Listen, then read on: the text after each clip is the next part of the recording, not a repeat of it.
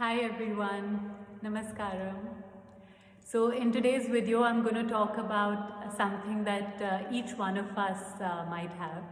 It's a yoga mat.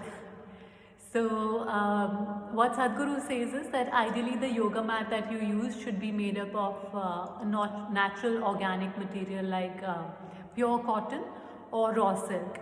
So let me show you the cotton yoga mat that I have. Now this one is from Isha Shopee.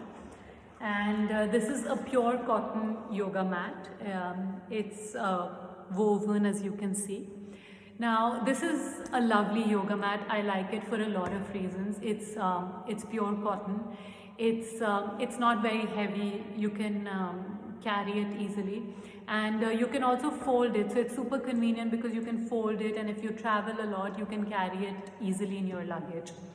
Another thing that is great about this yoga mat is that it's completely washable, so you can just wash it very easily, and it's super easy to wash, and it just does take a few maybe a day or two to dry, but it's a great yoga mat. The only practice that I find a little challenging with this yoga mat is when I'm doing Surya Kriya or Surya Shakti. Now, for those of you who are familiar with those practices, or even if you know the practice of Surya Namaskar, then in Parvatasana or mountain posture, I find that my hands tend to slip. Because it's cotton, the grip isn't very great, so I find that my palms tend to slip in when I'm doing the practice of Surya Kriya or Surya Namaskar. So I use this for most of my practices, Upa Yoga, Angamardana, Yogasanas. You can do them very easily on this yoga mat. You will not struggle at all. You can also fold it and roll it very easily to use as a cushion if you're just sitting in Ardha Siddhasana. Now, what I find is that a natural rubber yoga mat has a much better grip. So I have two yoga mats that are natural rubber, and I find that the grip on those mats is much better. So let me show you the first one. This one is a Manduka yoga mat, and Manduka is a very popular company that makes yoga mats. This is made of pure natural rubber, and it's not very thick. It's, I think, about 4 mm thick, and you can see the texture. There's a certain texture on top, but I use this for almost a year and a half, but I did find that sometimes when my palms were a little sweaty, they would tend to slip even on this, because the grooves aren't very defined in that sense. So last year I ended up getting another rubber yoga mat, and this is the one that I got, and this is from Jade Yoga. So this is from Jade Yoga, and this is very thin. You'll be able to see it's very thin. It's almost like just, the thickness of a thick sheet, and no more than that, probably just 1 mm or 1.5 mm. But the texture of this is such that the grip is really, really good on this yoga mat. And I really find this to be the best yoga mat for doing a practice like Surya Kriya or Surya Shakti. It is very thin, so using this alone as a yoga mat might not suffice, because there's no cushion at all. So it's too thin, which is fine for a lot of people. But I find that it's a little too thin for me to do my practice only on this.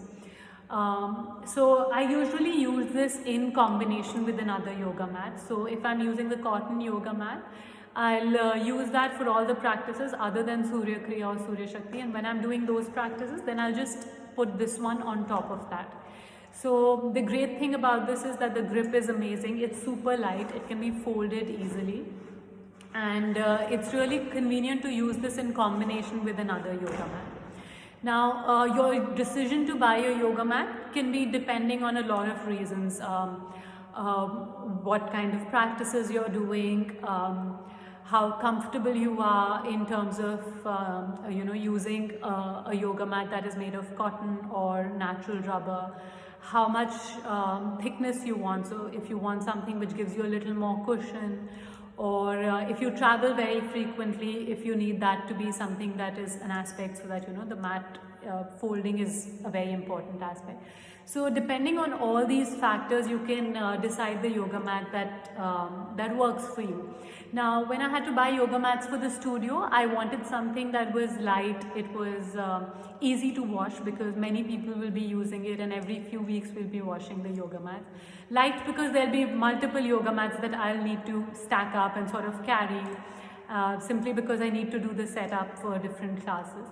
So I'll show you the yoga mat that I have for my classes. So this is the one that I have in the studio. Now there's it's got little pyramid shaped grooves on it. This one is from Decathlon. It's very, very light. It's very convenient. It's really easy to wash, but it's not a pure cotton yoga mat. It's also not very expensive. So this is not something I would recommend unless these factors are very important for you to be able to wash the mat very frequently, or that it should be really light. Ideally, I would say if you don't already have a yoga mat and are looking to get a good one, you should get something that is ideally made of cotton, or or a rubber yoga mat in addition to that might also work. That's something that works for me. Other than that, what I would say is that it's important that you keep your yoga mat a certain way.